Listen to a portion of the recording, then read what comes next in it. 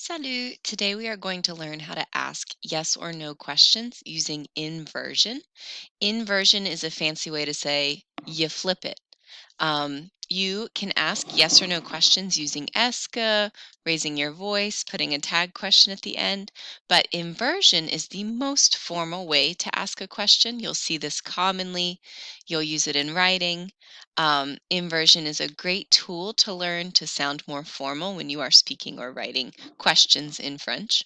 These are just yes or no questions. We'll learn later how to add more information like who or why. So first of all,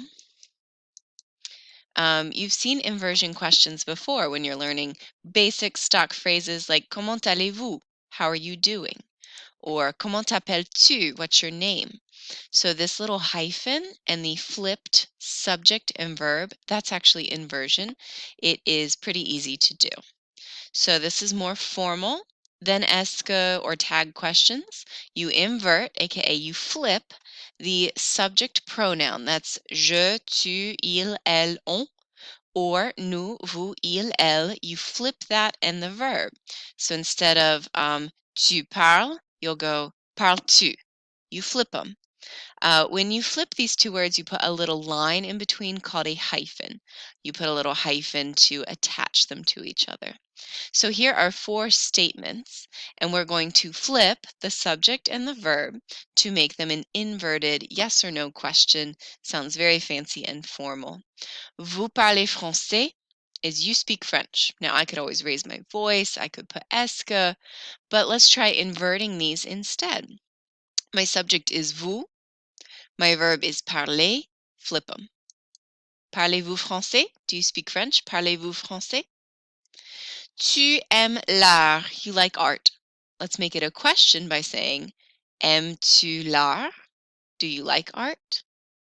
Elles travaillent beaucoup. They work a lot. We're going to flip them. And actually, this one's interesting because normally travail, you don't hear the ENT on the end. This is a silent ending. You are going to hear it here. It's going to make a little liaison sound with that E. Listen up. Travaille-t-elle beaucoup? Travaille-t-elle? Do they work a lot? Travaille-t-elle beaucoup? And then the last one, tu voyages en France, you're traveling to France. Voyages-tu en France? So try these out. Let's look at some examples. Feel free to pause this video and think about it if you need a second. Otherwise, just follow along with me. Tu aimes les livres? You like books? How would you make this a question? Aimes-tu les livres? You need the little hyphen in between to connect these thoughts and so that people know you're using inversion on purpose. Vous détestez étudier. You hate to study. Détestez-vous étudier? Do you hate to study? Il regarde un film. Regarde-t-il? I hear that T. Regarde-t-il un film? Nous mangeons à midi. Are we going to eat lunch at noon? Mangeons-nous à midi? There you go. Notice I didn't do any examples with je. Inversion does exist with je. I just don't usually ask many questions about myself, but it's possible. What if there are some vowels near each other? We're going to have a little bit of a pronunciation problem. If the verb ends in a vowel, which a lot of ER verbs for il and elle do, and if the subject pronoun is il, elle, or on, which starts with a vowel, we're going to have a little bit of a clash here. So if you say, il mange à la cantine, he's eating in the cafeteria. I cannot just flip mange-il. Mange-il won't work. Instead, we are going to insert, seems weird, looks weird, feels weird, but you'll get used to it. Insert a little T in there. Mange-t-il. And you hear that T and you can see it. Mange-t-il à la cantine? Is he eating in the cafeteria? It's just what they do. On travaille. Aujourd'hui, we're working today. If I want to say, hey, are we working today? I can't just flip travaillons. That actually sounds like the new form. That sounds like travaillons, nous travaillons. So I can't do it. I have to say travaille-t-on and put a little T in there to split up those vowel sounds. Kind of interesting. Elle aime la France. I can't say aime-elle. that sounds like bleh, just too flowy. I gotta break it up a little bit. Aime-t-elle? Aime-t-elle la France? Let's look at examples. What would I do here? Il adore dessiner. Adore-t-il dessiner? Elle arrive ce matin. She's arriving this morning. Arrive-t-elle ce matin? Does she arrive this morning? On commence maintenant. We're starting now. Commence-t-on maintenant? Are we starting now? Hopefully so far all of that makes sense. There is one more very important thing to point out. And what we've seen so far, let me go back, is subject pronouns. Je, tu, il, elle, nous, vous, il, elle, on. What if you have a noun that's not a subject pronoun, like somebody's name or la fille or something like that? You can't invert that. Only subject pronouns, je, tu, il, elle, on, nous, vous, il, elle, only subject pronouns can be flipped. If you have a noun like le cours or somebody's name like Antoinette, you can't flip that. Instead, you put the corresponding pronoun in. So if the word were Antoinette, you know that that's actually elle. You're going to put elle into the equation. If the word was les chiens, the dogs, that's a group of masculine things, so il, I'll insert the word il. Let's look at what that looks like. Les garçons mangent. A lot of people will be tempted to just flip what they see here, but that's hard to do. What would you flip? Mange les garçons? Doesn't quite go. So what you're going to do instead is say les garçons, and then take my verb and put the right pronoun afterwards. Les garçons mangent-ils? The boys, are they eating? So I still identify who they are, but I do inversion properly. What would I do here? Victor arrive demain. I'd keep Victor where he is, and I would put the corresponding pronoun after my verb, which will be he.